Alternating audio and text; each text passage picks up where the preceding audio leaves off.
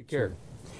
Well, in a move that will probably help the Canadian housing industry, today the Bank of Canada announced a dramatic reduction in its lending rate. It's now at the lowest level since 1958. But what about the auto industry?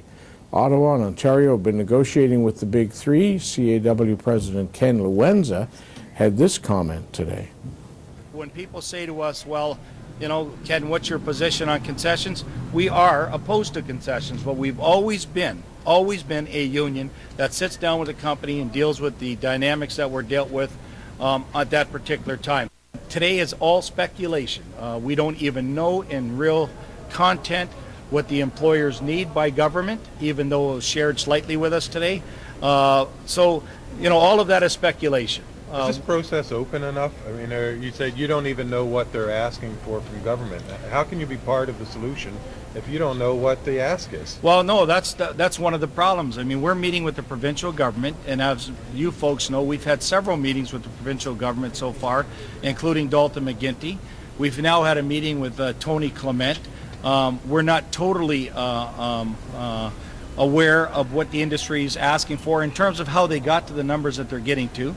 But that's up to them, and that's up to the government. I mean, we would like to play an active role. I said to Mr. Clement today, not only should we be dealing with the crisis in isolation today, which was driven by the global financial crisis, but we also got to reestablish CAPC, the Canadian Automotive Partnership Council, and to ensure that we get to the root cause of the problems. We still believe the root cause of the problems outside of this global financial crisis has been the unfair trade practices that Canada and the United States have had to establish or had to live with in the last couple of years. Let's speak now to Hugh Williams, the Director of Public Affairs for the Canadian Automobile Dealers Association. Hugh, what is your understanding? Ken seems to be saying, I'm not sure what's going on in the talks. What's your understanding of where these talks among Canada, Ontario, and the various stakeholders are? Well, our sense is that there's a lot of progress actually being made, and I actually spent this afternoon in Industry Canada, and I was buoyed by the fact that the actual plans from the Big Three automakers were on boardroom tables, and they were, you know, officials were spending time going through those. I think kind of from a big picture point of view, there's a greater public awareness that, you know, support for the auto sector is not about any sort of bailout. What we're talking about here is repayable loans with taxpayer responsibility, and now the government's going through a kind of a reasonable due diligence to make sure that taxpayers' money is well spent, and it's an investment in our future as opposed to some sort of lost expenditure. Well, or bailout.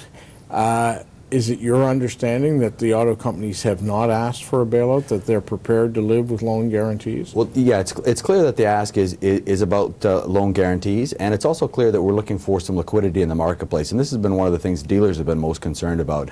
You know, their liquidity has dried up in the Canadian marketplace, and on a business-to-business basis, it's a real problem. Banks are telling our dealers they're closed for business, and dealers need to be able to finance their inventory. It's not uncommon for a dealer to finance $10 million worth of inventory on a particular lot, and we need to have financial partners to do that with. And there's instruments that they've looked at in the States that are allowing governments to buy asset-based securitization so that they can flow money into the marketplace in a similar way to the Bank of Canada moved in the mortgage business. And so we're pressing government to do just that. So what we saw today from the Bank of Canada with this dramatic 3/4 of a point cut, biggest jump since '58, lowest I think since '58.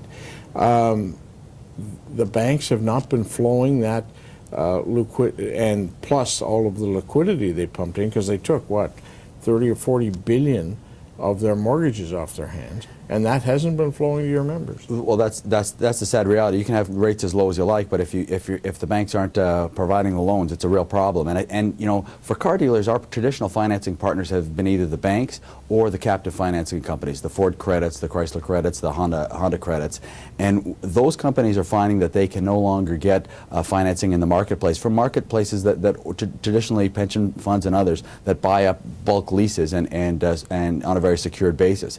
there's a profitable book of business there that the government of Canada could step into, take ownership of, and provide liquidity right to the marketplace. Because if you provide liquidity to Ford Credit, they only have one place to put it, and that's through the dealership network, and keep dealers ordering cars and keep consumers keep buying. And the ironic part, Mike, is that vehicles are at a 16-year low in terms of affordability. There's never been a better time to buy a car in a generation. And while we've got a relatively strong market, we took a dive in November. One of our concerns as dealers is we've got 3,500 dealers across the country. We need to be able to keep those dealerships functioning so that the plants can continue to produce vehicles. What is it with the banks? I know that they want to throw off $1 billion profit every quarter. That seems to be what they've been doing for the last couple of years.